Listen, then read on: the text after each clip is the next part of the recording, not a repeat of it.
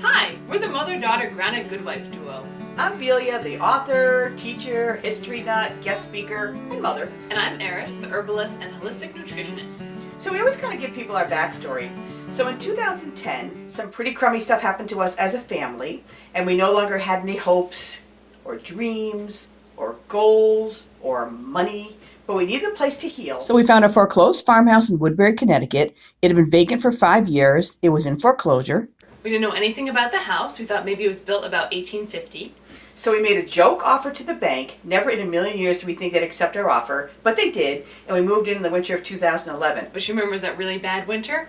So what happened was, in the 5 years the house was vacant, they were sending property maintenance guys over to take care of the snow and take care of the grass, and apparently just before we moved in, there was a bunch of ice up on the roof. So they sent over a couple of dopes who went up on the roof with axes and hatchets, and unbeknownst to us, they wound up making a hole in the roof. So by the time we moved in, our kitchen ceiling sheetrock was soaking wet. And when my husband Jim pulled it down, We discovered these original hand-hewn log beams, and we were like, holy smoke, this must be an old house. so the very next day, I raced off to Woodbury Town Hall. I spent the entire day there, traced the deed back to 1770, signed by King George III, colony of Connecticut, and I didn't realize it at the time, but in retrospect, I now know that's when my healing started. So then in the kitchen, right where we're sitting, There was an old wood stove from the 1940s or 50s, and my mom was just obsessed with the spot and was convinced that there was something cool behind the wood stove. So one night at dinner, I mentioned to my family, and this is just the way we operate, within like 5 minutes, Jim went down to the basement. He came back upstairs with pry bars and sledgehammers. The next day he came home with a jackhammer, which really didn't work that well. We went back to the regular hammers. This is the worst photo ever taken of us. So the four of us removed 3 tons of cement and brick and fieldstone, but it was worth it because look what was hiding back there all along.